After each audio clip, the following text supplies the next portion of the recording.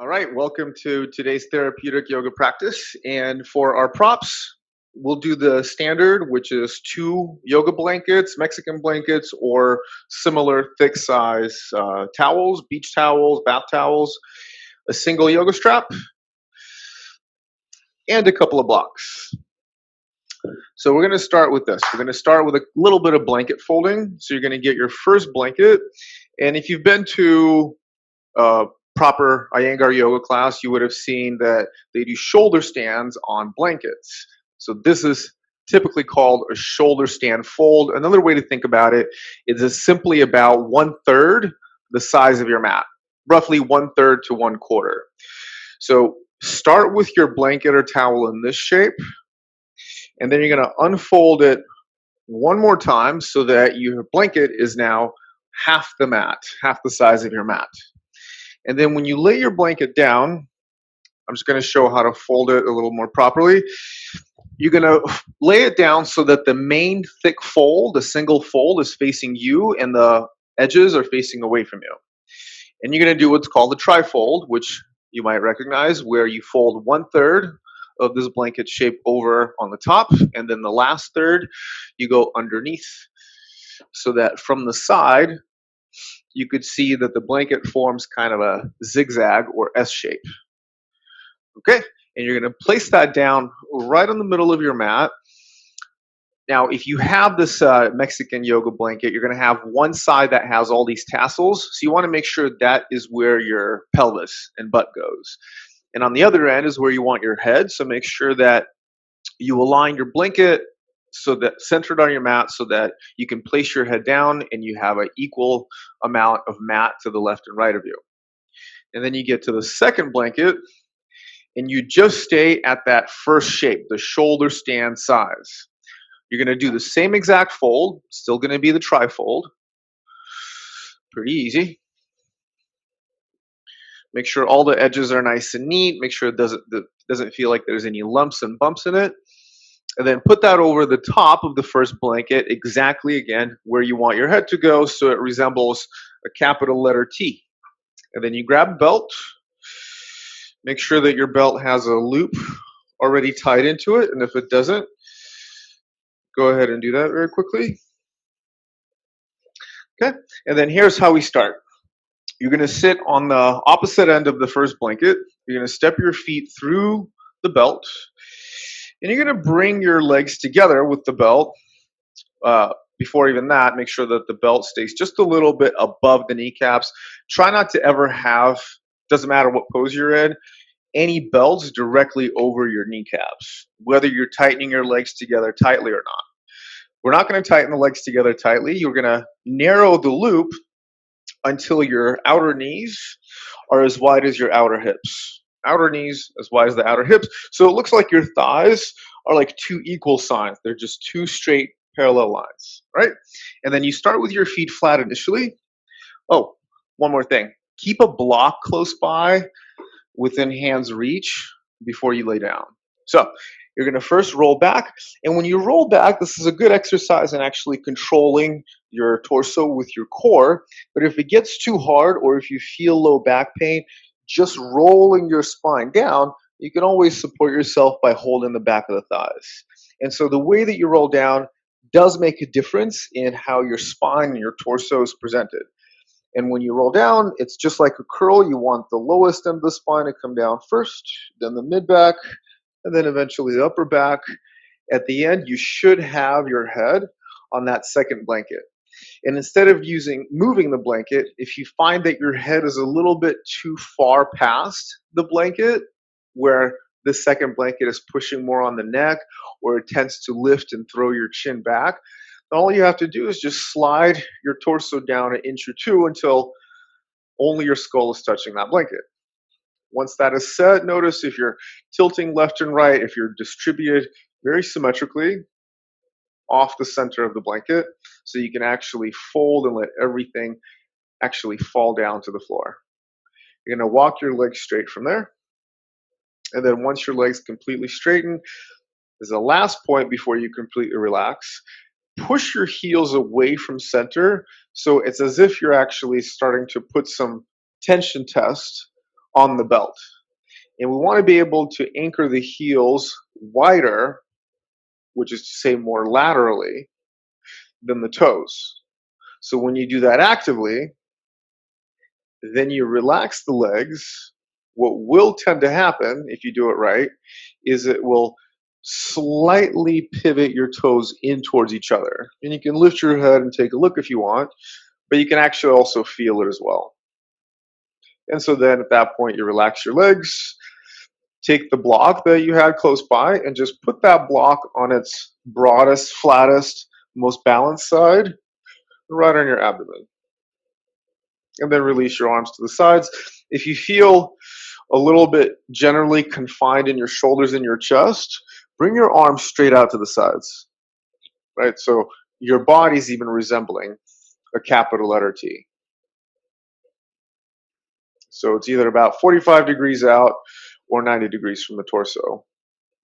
And you can try both in the first minute if you just give your body a chance to relax completely. You might notice that your arms and your shoulders and your neck, chest just feel better with your arms at 45 degrees from the body than at 90 degrees. But in any case, let's start to kind of close all of these windows to the outer world, the windows of the senses. And initially, when you close your eyes, it could feel a little bit contrived.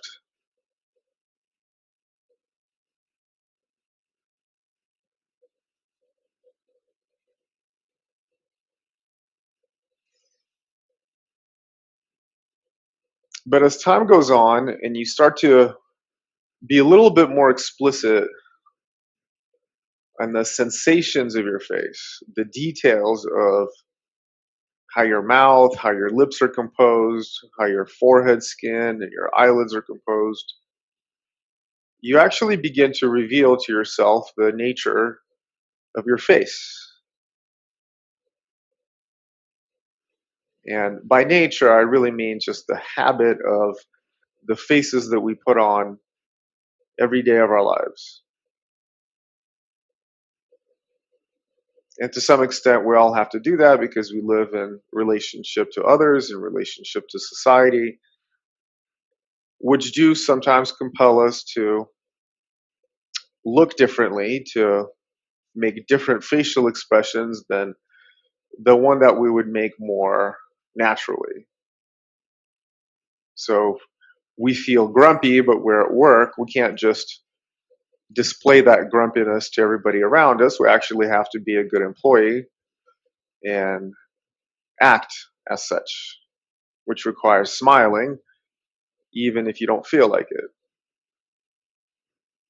And I'm saying all that because our face has, just like the rest of our body and our life, it has momentum.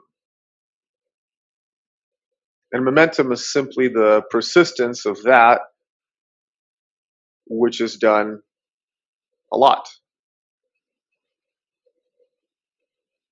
And so you want to be able to notice what kind of momentum it is that you're being influenced by. And you notice this when you simply relax the face. You might notice that it takes a little bit more effort to turn off these muscles because you've had so much time to hardwire them into your habitual state of affairs.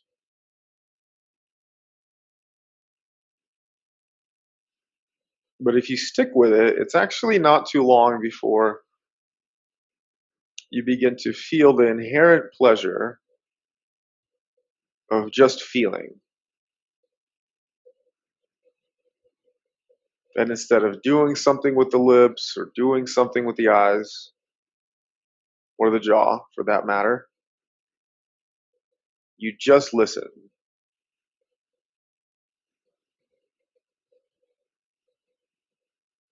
The great Richard Freeman said that yoga begins with listening. And he used listening as just a metaphor for attention, for mindfulness.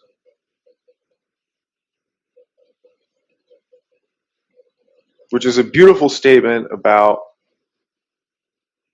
what it really takes to create any change.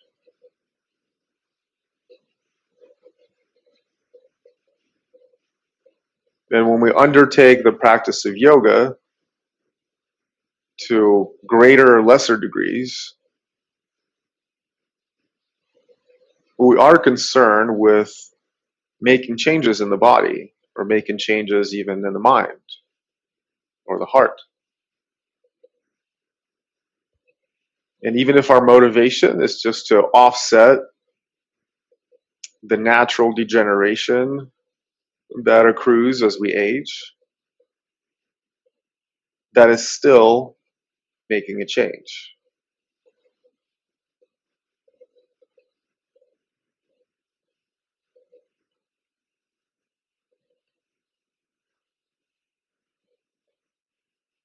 So as you lay here and relax, dispel any tension you feel in your abdomen. Dispel any tension you feel really anywhere. And as you do that, you might notice that what you previously thought to be a perfect, symmetrically placed body and posture might need a little more fine tuning here and there, so feel free to adjust that.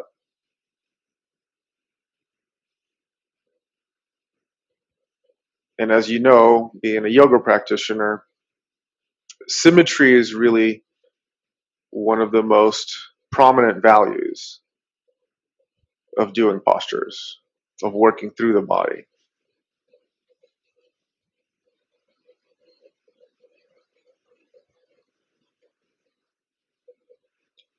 And just notice now how your belly moves. The reason that you have a block on your abdomen is it gives you good tactile feedback because you have a foreign, unfamiliar object on your abdomen. And so your attention is going to naturally be sequestered in the abdomen due to this novelty. And without trying to inhale deep or exhale in any specific manner, can you tell as your breath naturally flows in and out if it has a tendency to air more on the inhale side or the exhale side? And everybody's slightly different with this. And it can actually change depending on the time of day it is, depending on the mental and emotional state you're in, depending on whether you ate or not, or what you ate even. And so just objectively find out if your inhales are prolonged or if your exhales are prolonged.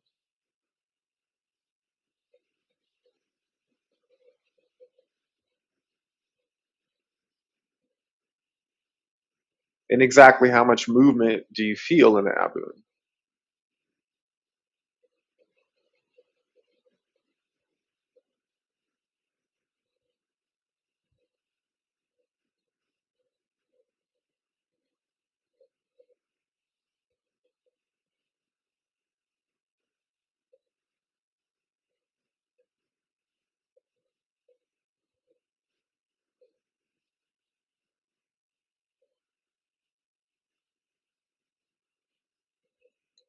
And then from there, we're going to take this contact, this awareness of the belly, and begin to map it onto a little bit more specificity with our breathing. And that's going to entail an inhale and exhale of the same ratio or same duration. And this is just a nice standard stage one of what's called samavriti pranayama, equal movement breathing. And I'll start us off on the first couple of counts, first three to be exact, where I'm going to count to 5 on both the inhale and exhale. And a little forewarning about that is I'm going to count slow. And so when I first start the count, it's important to remember not to start sucking in a lot of air as if you're gasping or as if you're hungry for oxygen, but actually try to temper the speed of your breath so that it stays at a consistent speed throughout the whole beginning to end. And what that means is if by the last count, last one or two, you still feel like you have a lot of room to fill up or you have a lot of content and exhale to empty, you can usually make that up in just one count. It's very easy to make up that difference. But it's better to start slow and adjust later than start fast and slow down afterwards. And usually after the first round or two, you'll get the flow of the exact speed that's necessary to get you to the full brim of the inhale and exhale in the 5 count. And that's the footnote there, is that it has to be your biggest inhale possible, followed by your longest and most complete exhale possible. And that's why I'm going to count slow. So relax your throat, relax your eyes, relax your forehead. In all pranayamas, it's important to breathe through the nose. And of course, if you have some obstruction in your nose, if your nose is clogged for whatever reason, then breathe through your mouth, of course. But unless otherwise specified, we train ourselves to breathe through the nostrils because that communicates a very different kind of urgency to the nervous system. So here we are. Start with a big breath in and then exhale everything all the way out to 0. And then here we go. Inhale slowly for 5, 4, 3, 2, big belly, big chest, 1, exhale, 5, 4, 3, 2, start to go all the way down to empty, 1, inhale, 5, 4, 3, now start to expand your ribs, 2, all the way to the brim, 1, exhale, 5, 4, chest contracts first, 3, now start to contract your belly, 2, all the way out to 0, 1, last one, inhale, 5, 4, smooth texture, 3, steady pace, 2, 1, exhale, 5, 4, 3, 2, all the way out, 1, last 2 on your own. And working your way through these 5 cycles, you can of course adjust your own count according to your own breath capacity. So if my count tended to be too fast or too slow, as long as you did your best to adjust the speed of your breath to keep up with that count, and it still didn't feel right, then of course adjust your count consistency to your own personal needs. And as you do this, as you finish up your last cycle, where exactly are your eyes pointing? Even though they're closed, try to keep your eyes anchored on just one point. And I know that all we can see behind the eyelids is just darkness.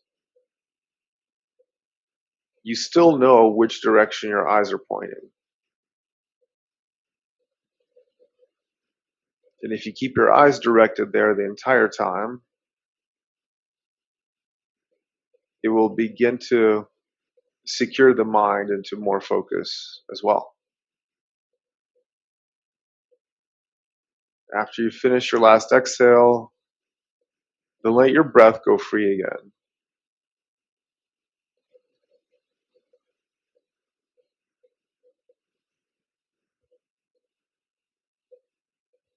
training the breath, like training anything else, requires some time of non-training, some freedom. And after performing these techniques and allowing your nervous system to reassemble its baseline capacity of breathing, you are actually elevating that baseline. We tend to think of the baseline of physical function as something that's just set and is immutable. But actually, your baseline is very malleable. And this is really what the project of yoga entails. It's repeating techniques that let the body function better, often enough, consistently enough, that the information imparted by the techniques persists even when we are no longer in a formal practice.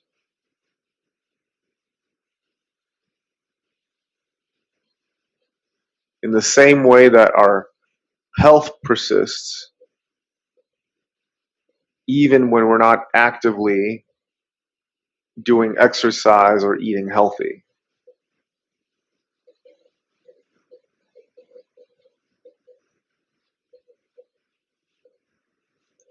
So then, keeping your eyes closed, you can gently start to move your toes and fingers, wake up the flesh again, move your ankles and wrists, and then elbows and knees, and eventually start to bend your knees, walk your feet back towards the hips, take the block off of your abdomen, keep your eyes closed for now, put the block back off to the side, and laying on that first center blanket, just pick your legs up and hug your knees to your chest. And even though your legs are belted, first just get this kind of a hug so you don't have to do too much all at once. And just simply notice what kind of changes this leg hug has brought about to the spine, to the lower back, and even how it's affected the quality of your breathing.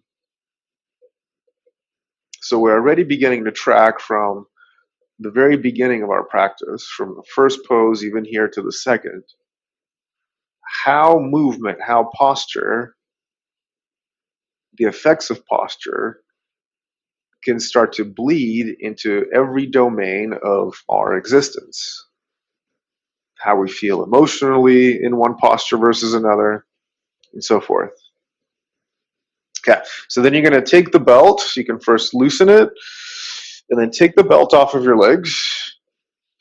And now separate your knees, but hook your feet into each other. Hook your ankles, so that way your feet stay right in the center, medial. And then pull your knees out to the sides, and you can hold the front of the shins. You'll usually get better grip with that. If your legs are a little further from you, you can always hold behind the thighs. But we're just pulling the knees towards the outer arms, towards the armpits, in fact.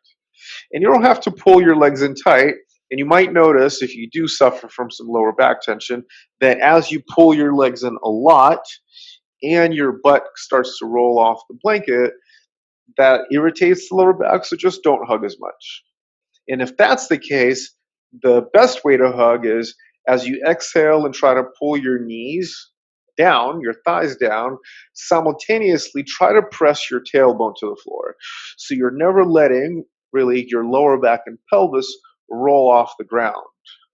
So it's not as much as pulling your knees towards the upper body, it's just pulling your knees straight down towards the floor. But of course, if your lower back is okay, then you can pull the knees in towards the chest and armpit direction. And if your butt rolls up, it's really not a problem if you don't suffer from anything currently in the low back. So doing this kind of leg hug, why we keep the feet bound and hooked against each other is because it helps create external rotation in the thighs and hips, specifically the hips. That's what we're after. Because when you get to this deep of hip flexion, the construction, the shape and angle of your hip joint requires that your thighs start to become more lateral. They track laterally as you increase the depth of flexion, right? And that way you're not going to irritate any part of the hip joint surfaces. Okay, good. Now you're going to release your feet flat to the mat. And then you're going to lift your pelvis up, not too much, just enough to slide the bottom end of that blanket out from underneath you. So that goes out. And then you bring your butt back down. And then if you just roll ever so slightly to one side, you can pull the rest of the blanket right out and put that down next to you, maybe to be used a little later. So all you have left now is the blanket that your head was on. And if that fold feels too thick, like your head is just being thrown off the ground kind of more harshly than you need, take one layer of that fold so that your head's a little lower and see if that doesn't feel a little bit better for you. Okay, but make sure that it's only your head that's supported and you don't have any blanket material pushing on your neck. And then we're going to come back to the belt. So you're going to grab your belt. We're going to do the first 3 of the what I would call the magical hip series. And in a class like this, when we are more directly working to safeguard the health and wellness of the lower back, the best answer to create health and wellness in the low back is to make sure the hips are flexible. That's really the number one priority for any kind of back pain issues, because the reason that most of us have low back pain, those of us that do, is explicitly because there's tightness in the hips that when we walk and run around and do whatever we do in life, the restrictions around our hips don't allow the pelvis to move freely.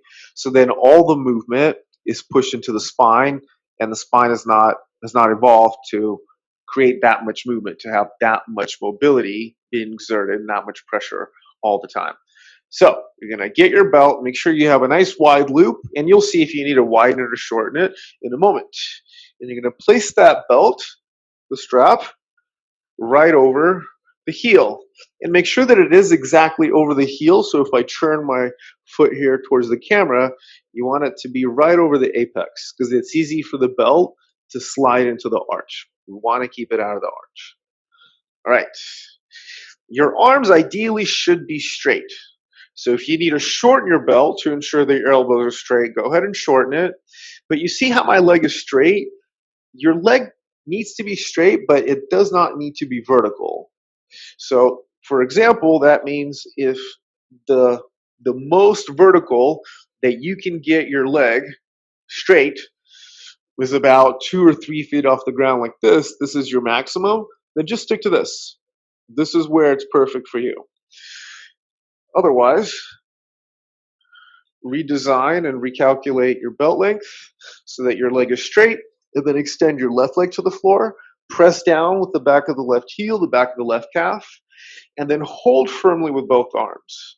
It's okay to have maybe a little bit of elbow bend, but you want the pressure exerted on the heel from the belt to come from pulling your shoulders backwards, like you're plugging the shoulder blades into the mat, instead of just bending the elbows, flexing the biceps, which will then tend to pull your shoulders forward.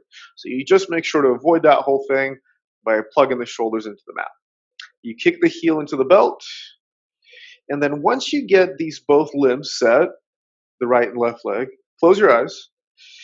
In the last 5 breaths here, start to connect to the sensation in your quadriceps, the muscles on the front of the thigh. And notice if you can contract them even more. And so that's really the main protocol of getting hamstring length, is to start to create a little bit more activity, a little better and quicker response of muscular activity on the front of the thighs, that whole quadricep group. And this means that we're working on the principle of agonist-antagonist muscle groups. So the level of tension that is healthy to feel when performing a stretch should not exceed a level 7 on the scale of 1 to 10. Okay, so if 10 would be the worst pain possible that you would have to go to the hospital for right now, and 1 being no sensation at all, 7. 6 or 7 is ideal. And so with that, you can start to learn really 2 things. You can start to learn what exactly does a level 6 or 7 feel like in terms of the muscle that's being stretched, which right now is the hamstring, and how to control the opposite muscle group, your quadriceps, so that the hamstring sustains that constant level of tension. And what will happen, what should and does happen, is that if you do something often enough, you're going to create more flexibility. That's how your body simply adapts. So once you notice that level 7 or 6 coming down a notch, and the posture that before was on the edge is now feeling a little easier, that means you can now go to the next step and pull your leg in a little bit closer. And so you're always chasing this edge, because this edge is a little bit elusive. As soon as you get to it, if you get to it correctly and safely, it'll always move a little further ahead. And so that's where healthy flexibility gains are made. Okay, let's switch sides. So you can just pick up your left leg, hand off the belt from the left heel to the right heel, extend your left leg, make sure you're got the belt right on the center of the heel, and then reach your right leg to the mat. Press down with the back of the right heel, with the back of the right thigh and calf, and then straighten your left knee completely, and then close your eyes. And as you exhale, it's a little easier to issue the active command with the exhale. So as you exhale, contract your quadricep a little bit more. And as you inhale, just sustain the level of contraction that you got on the preceding exhale. And that way, in a sense, what you're doing with every exhalation is you're elevating that standard of muscular contraction. Because it's not that easy to hold your muscle in a contracted state for a long period of time. We're good at moving. We're good at contracting, relaxing, and that kind of alteration. But when you actually have to hold your muscle in that state, that becomes a very hyper-focused skill. So when you close your eyes, notice if the contraction that was there initially is starting to fatigue a little bit. And if it is, take a big breath in, and as you exhale again, try to reassert that previous level of contraction. Keep the heel kicking nice and prominent, spread your toes on the left foot, keep pressing down with the right leg. Let's take 2 more breaths.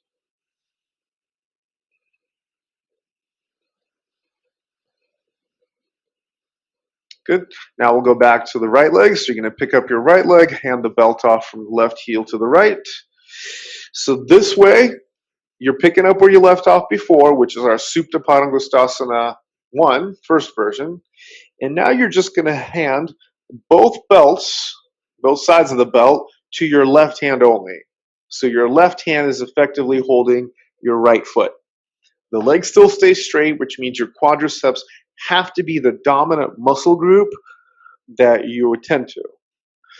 And you're going to take your right hand, and everybody place the palm of your right hand at the root of your thigh and just press your thigh away from the chest, like you're pressing your right glute or hip towards the left foot. So you just push a little bit like that, and I'll say why in a moment. And then with your left arm, you're going to tilt your right foot, leg, to the left until your right foot comes to be in line with the left hip, the left ribs, or the left shoulder. But we're not going into a twist. So you can imagine this. You can imagine if you were laying against the wall with the left side of your body, your right foot wouldn't be able to go any further to the left than where that wall would stand. So that's the point. And again, make sure you're at about a level 6 or 7 of intensity. So pull your leg in a little bit more if you're not quite there, or let it come a little bit further from the body by lengthening the belt. Now keeping the right hand at the right thigh, you're going to do two things. And this is a pretty complex pose. You know, it looks nice and innocent and unassuming at the surface glance, but boy, there's a lot to do. So your right hand pushes down the whole time. Now the left arm, here's the trickier part. You got to pull down with your left arm so that the pressure that the belt exerts on the leg is as if you're plugging your leg in this diagonal line right back into the floor. So you could actually feel a little bit more weight returning to the back of your right hip, to the back of your right glute. So that, you know, think about it this way. If you had a scale, a separate scale underneath the left glute and the right glute, that scale should show the same amount of weight distribution, the same amount of pressure. So that means however much pressure your right glute has lost has to be reasserted by pulling down with the left arm, all while pushing down with your right hand. And then close your eyes and then just hold this pose, hold the qualities, the focus of this pose in place. So the reason that you're going to be pushing down, that you are pushing down with your right arm on the thigh, is to start to create a little bit more flexibility through what's called the hip joint capsule. And the hip joint capsule is just basically an envelope of ligament type tissue, very fibrous tissue that encapsulates most of our joints. And what's happened in the hips for a lot of people is that certain parts of the hip capsule have become hypertonic, have become constricted, inflexible. And for a lot of people, that means the posterior hip capsule. So that means when we go into these kind of flexing movements with the leg, it's not just the hamstrings that are showing those signs of inflexibility. It can actually come from having an inflexible hip joint capsule. And so that's why when you push down on your right thigh the way that you're pushing the head of the femur bone a little bit more towards the posterior aspect of the hip, thereby starting to at least facilitating a little bit more separation of those joint capsule fibers. Okay, next inhale, bring your leg to center, lift up the left, and just pass the belt from the left to the right, right to the left heel. Extend your right leg down. Again, pick up where you left off on part one. Straighten your left leg completely. Pass both sides of the belt to your right hand. Place your left palm against the root of your left thigh. Okay, and you're going to tilt your left leg to the right. So when you do that, remember again, your foot on top, the left foot, has to be directly above either the right thigh, the right hip, right ribs, or right shoulder. But never let your left foot go past the right side of the body. Pressing down on the root of your thigh with your left hand, pull down with your right arm so you can feel how the pressure from your arm is pushing down and ending up in more pressure at the back of your left glute. Keep the toes spread on the left foot, keep pressing down with the right leg, and hold that. Close your eyes, 5 more breaths.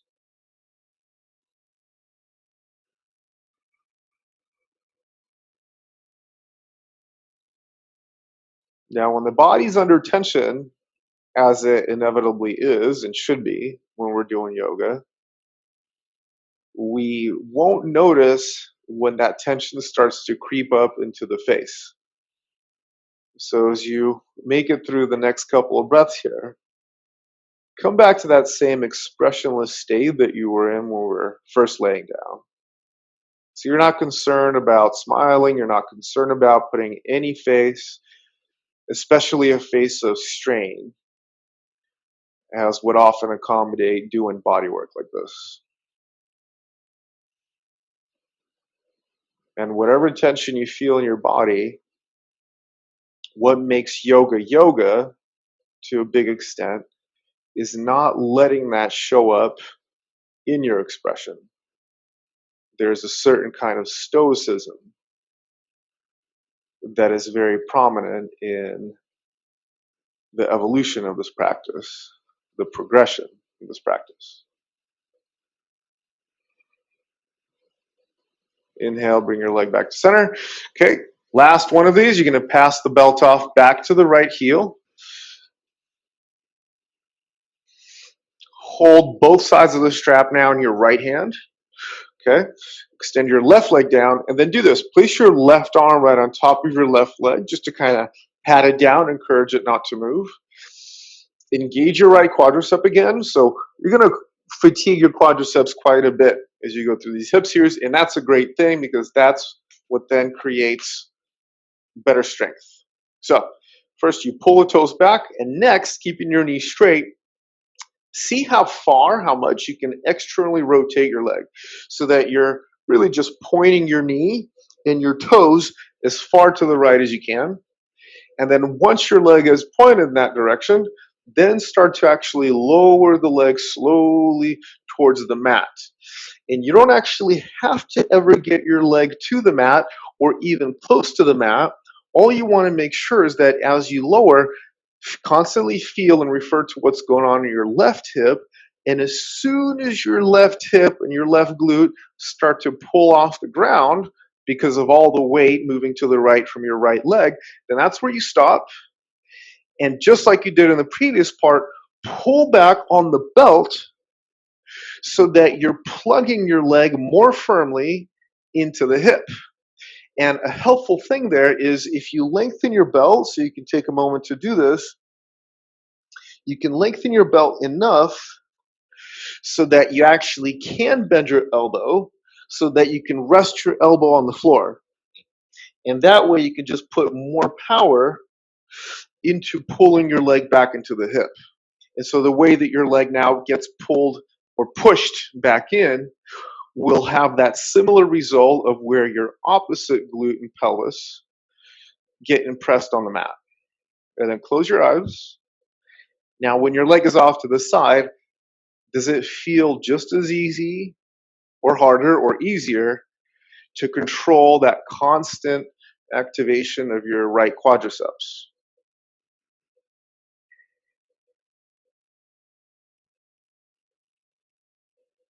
And if it's a little harder to control, then that's a very interesting question because, it seems like maybe your leg has moved a little bit further than where it was in the first posture, but it doesn't seem to explain the fact that it's hard to control the quadriceps because you're not stretching the quadriceps. They're not necessarily more contracted just by the difference in this posture, but yet they are harder to subjectively control, if that is the case for you. And so what's happening there is now, because we're moving into a lateral movement, now we're starting to create more flexibility in the adductor group of the legs, which is the inner thighs. There's 5 big muscles there that adduct the legs and hips. Now that has kind of taken away from what you can do in your quadriceps. And that's just more of an issue of cognitive control, because you might be so aware of what's going on in your inner thighs that you have that much less bandwidth to control what's going on in the quadriceps. And if you don't have restricted adductor muscles, then that's probably not an issue, and your quadriceps are just as easy to keep engaged. Let's take this last breath out. Inhale, use your arm to pull the leg back to center. And last one here. Pass off the belt from the right to the left heel. Hold both sides of the strap in your left hand. And then get the leg straight initially. Okay. And then again, first thing is external rotation. So see how far to the left you can rotate your toes and your knee. Keep your right arm on your right thigh. And then once your leg is rotated, start to lower your leg to the left until the opposite hip starts to come up. And as you can see, you can just place your elbow on the mat.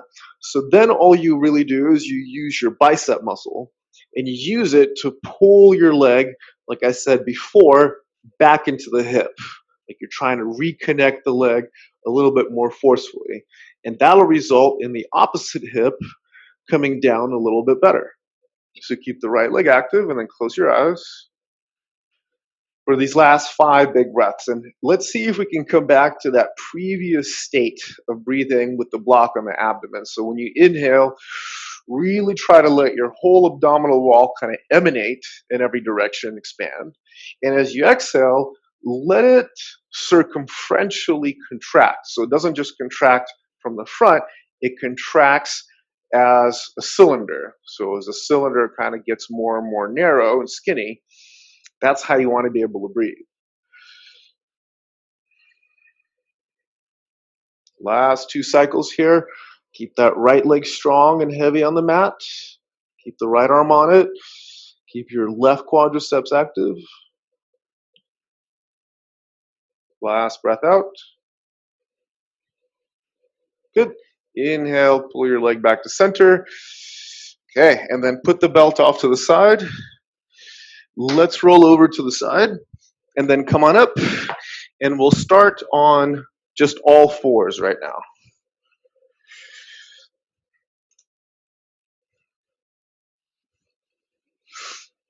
Okay, so now when you get onto all 4s, this is going to be a little bit more of a core stabilizing action technique, which is, again, essential for lower back health. So first, when you get into all 4s, you look at the distance between the knees, make sure they're hips width. You look at the distance between the wrists, those are shoulder width, and you should have both limbs be nice and vertical. So wrists and knees are respectively directly below their own joints. So now notice your spine. Okay, your spine should be nice and flat, and you can just kind of find that if you exaggerate the opposite. So if you do what's called a cow pose and you let your belly slump down to the floor and you point your sit bones up to the ceiling, basically a back bend, that's one extreme. And then if you go the other way, which is the cat, and you push your chest away from the ground and you round your spine, upper, middle, lower back, you try to pull your butt into the body, that's the other extreme. And so now find the perfect middle ground. So you're not arching either direction. You're not arching or flexing, extending or flexing.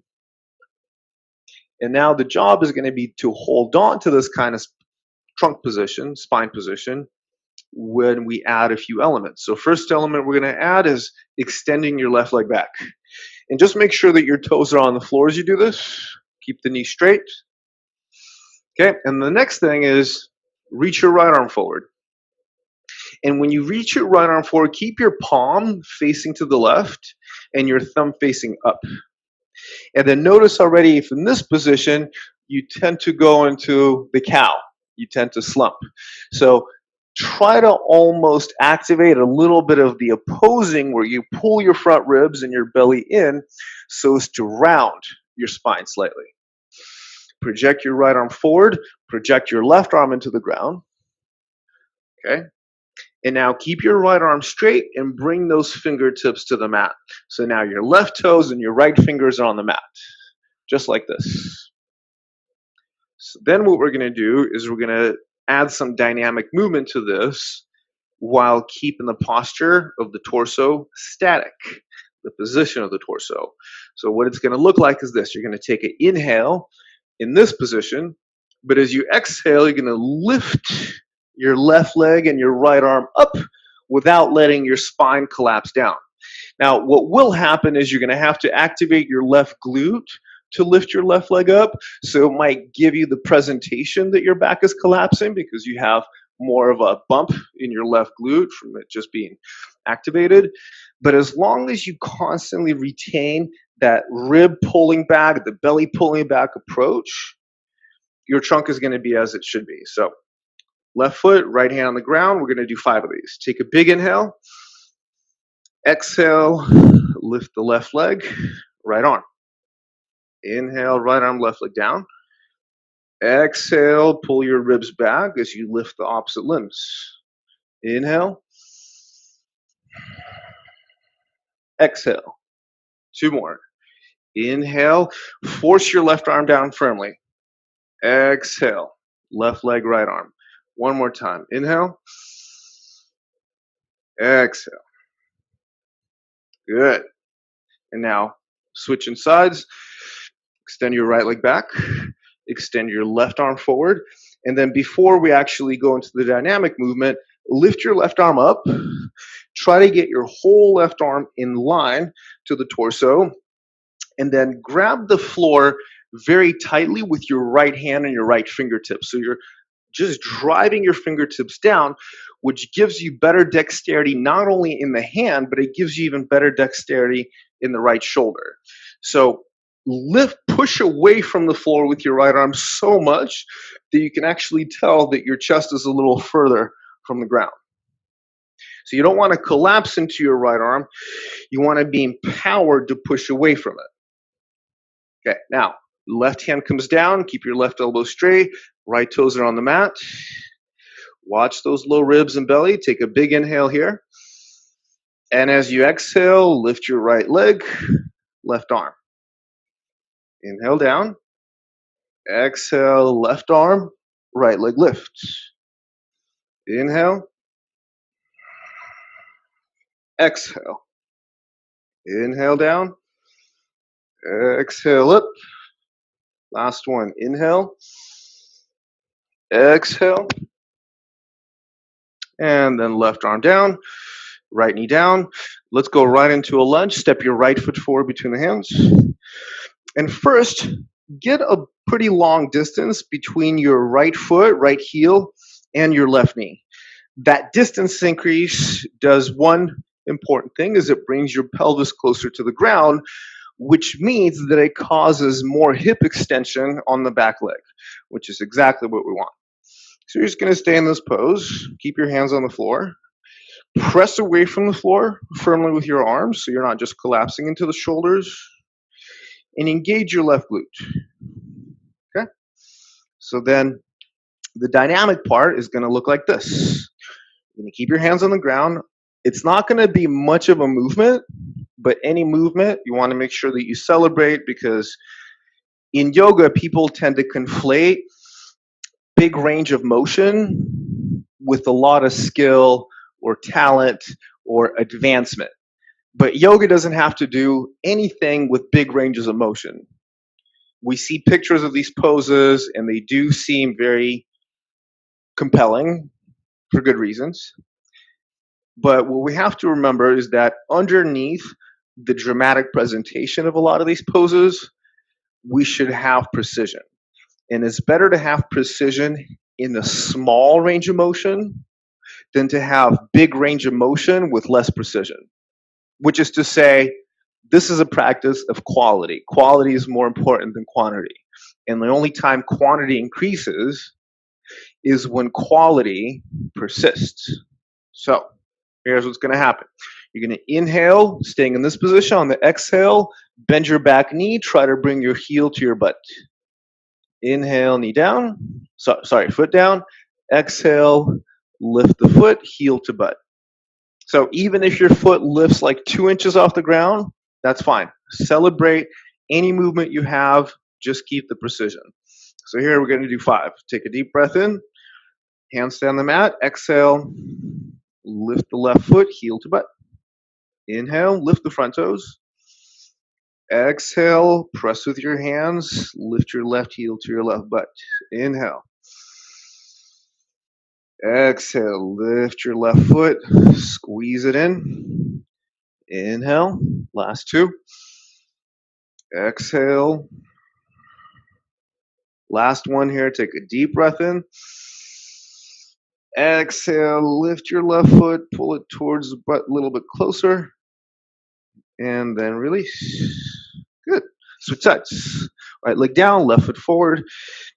The other thing I didn't emphasize on the previous side is you want to have good distance between where your left leg is and where your right leg is, not just forward and back in terms of how far your front knee is from your back knee is from your front foot, but actually laterally. You want to make sure that your left heel and the whole left leg stays in line with where the left hip is, and your right leg stays basically in its own lane. And you want to keep each leg in its own lane according to the position, shape, and distance between the hips. So you're not setting your feet up on a single tight rope kind of track. So hands stay on the mat. So again, we're going to do 5 of those. First, lift your front toes. Take a big breath in. And as you exhale, lift your right heel. Try to pull the heel to your bum. Good. Close your eyes. Inhale. Foot goes down. Really flood yourself in with oxygen. Exhale. Press down with the hands. Pull your front ribs back as you try to pull your right heel in. Inhale. Foot down. Exhale. Foot pulls in a little bit more. Last 2. Inhale.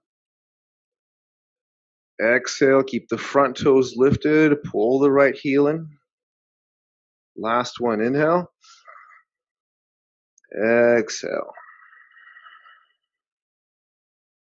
Lovely. Good. And then bring your left leg down. Step your right foot forward between the hands again. And now this time, I'm actually going to turn towards the camera so you can see. You want to place your block when you get into this next lunge so that when you lift yourself up, you can see that your right hip stays in line with the block. And that's important. So the block is in line with the right side of the pelvis. Now, you're going to take your arms overhead, interlace your fingers, and as you exhale, lean forward. So lunge forward, thereby bringing your pelvis a little bit closer to the ground. Just going to get a little blanket here underneath the knee. Of course, if you need that as well, please know that you don't have to look for pain and create unnecessary pain. If your knee needs a little padding because you're on a hard floor, a thin mat, then pad yourself. But with your arms up, you're going to kind of slouch forward with the pelvis. You're not slouching with the torso. You're letting your pelvis lean close to the ground, but it's active, which means your left glute has to be engaged. And as your arms lift, actually try to propel your arms further and further from the floor, which can start to work on the end of decompressing your spine a little bit better. So first you lift up like this, and then bring your right hand down to the block. And if you need to adjust the height of your block, of course, do what's necessary. And we're going to add a side bend to this. So as you lean into your right hand, you can actually let your front foot turn off to the side and lean over that way as well. But you're going to lean over rightward, using your right arm as support, but still keep your left glute engaged. No matter how deep, and by the way, if you don't need a block, you don't have to use one. No matter how deep your side bend is, keep your top arm straight so that as your arm arches overhead, kind of like a basketball hook shot or something, you're always retaining linearity with the body so that you have a continuity of contours instead of just rough, broken angles. Take this last breath out. Inhale, come on back to center. Bring your hands down, and then we'll switch sides. So left foot forward. When you set up for this lunge, again, look off to the side of where your left hip is, and make sure that you set your block in line with the left hip. Okay. And because we're going forward now into this next lunge, your hip is going to shift forward a little bit. So you want to actually place your block with where your hip is going to be as you lean forward. And of course, you can adjust it as you deepen your lunge in this manner. So we're going to take the arms up again. Engage your right glute. Activate the lower belly as you lift your arms. And imagine pulling your arms up and back. Make sure that the up, though, precedes the back. So you do a little bit of a back bend initially. And then you keep that little back bend in the spine. Bring your left hand down to the block. Adjust the lift and setting of the block. If you don't need the block, you don't have to use it. And move your left leg a little bit off to the center so that it's permissible to actually have your front toes and thigh at like a 10 or 11 o'clock position, as long as they're both on that same angle. And then as you take your right arm overhead, keep your palm facing the left. Keep your chest nice and exposed so the sternum is amplified. And 3 more breaths. Remember, whatever hardship and tension any posture demands should not be displayed by the face. Last breath out. Good.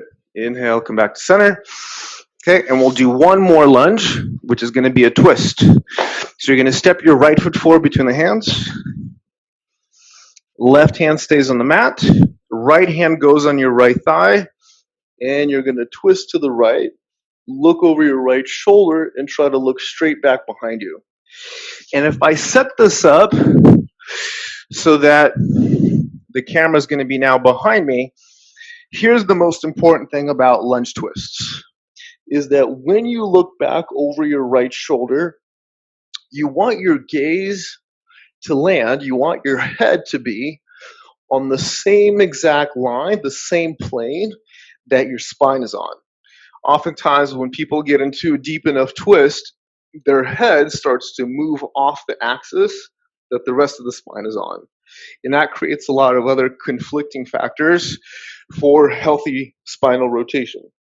So if you just isolate the movement of a twist and you don't create any other movements in the spine by making sure that your head stays in its proper place, then effectively you're creating a little bit better, more precise skill. Otherwise, if you get other movements mixed into it, we actually start to lose awareness of the fact that there's other movements. And so our appreciation, our experience of proper twisting becomes contaminated because of other postural effects. Last breath out. Good.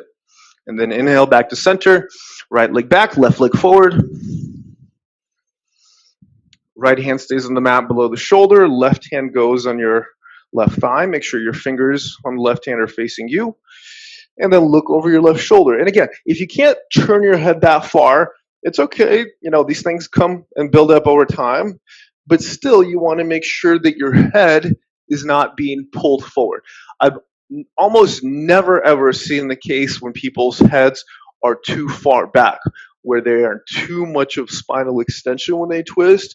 It's usually the case that people are kind of flexed and hunched over as they try to get a little bit more progress developed in it. So once you know that your head is in the right place, say looking straight back at a wall behind you, you know that your eyes are landing on the same track that your spine is on, your torso is on, then you can close your eyes.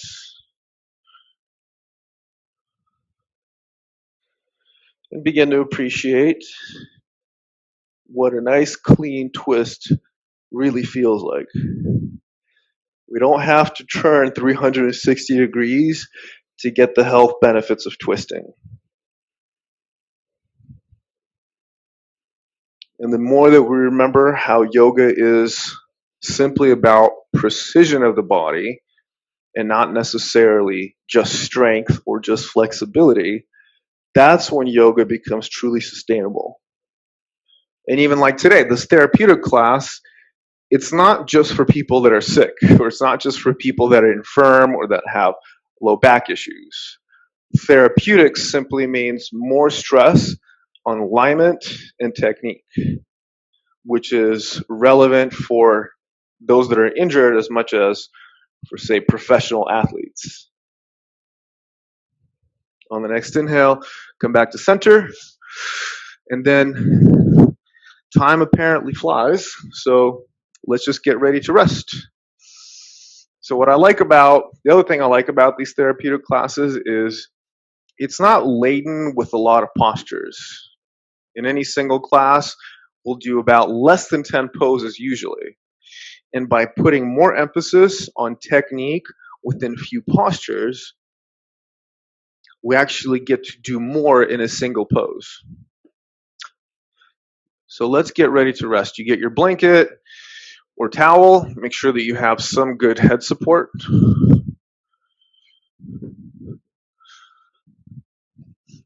And then if you lay down on your back, you place your head on the blanket. You can start with your knees bent and your feet apart. So your thighs and knees are together, your feet are separated. And if you relax your legs completely, you'll notice that your thighs lean and kind of land onto each other. If you narrow your feet, or for that matter, if you separate your feet further, you might find that there's a special distance of your feet from one another that really helps relax the legs and lets them lean against each other. So I want us to practice Shavasana this way today.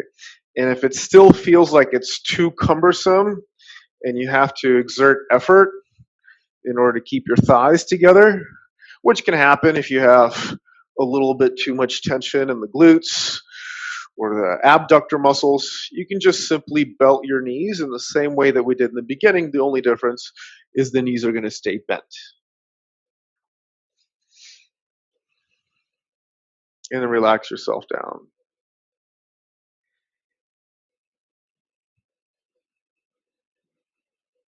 And as I was just saying a minute ago, what the very idea of a therapeutic practice entails being that we don't do many poses.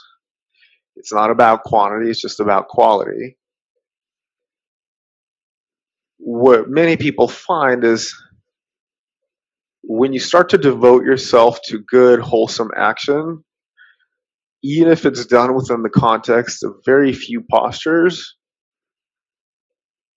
what is so amazingly clear is that the skills you pick up in one posture are transferable to other postures. Simply because you're still the same body. And if you learn how to move your hips correctly in one posture, that knowing how to do it correctly really does transfer through many other postures, because after all, your hips have a limited amount of movement that they have. You have your 6 possible directions of hip movement, and that's it. There is no 7th. There's no way to invent a new hip movement. There's no way to invent a new spinal movement. And so that's why any single posture can be universalized to encapsulate the skills of many others.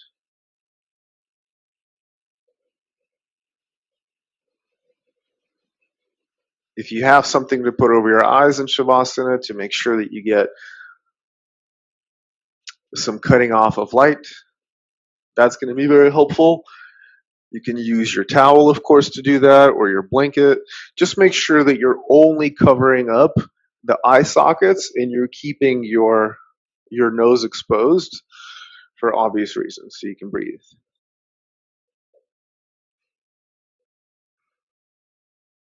Let your body just detach from your mind. Let your mind detach from the body. Once you get lined up and you feel that everything is in its proper place,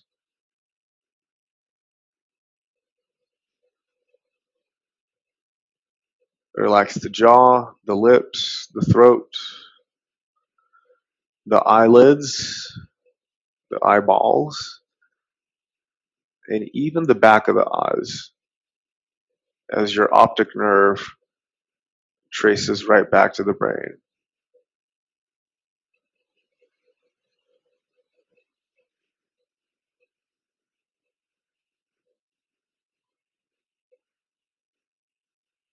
However much time you have to rest today,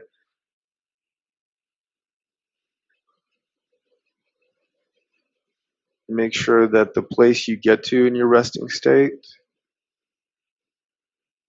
that you do your best to take with you when you start to move and return back to the rest of your life.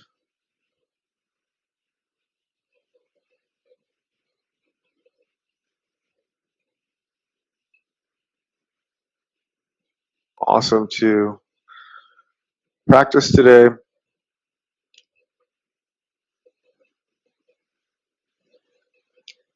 Thank you for joining me. Have an awesome rest of your Shavasana, and I will see you very soon. Namaste.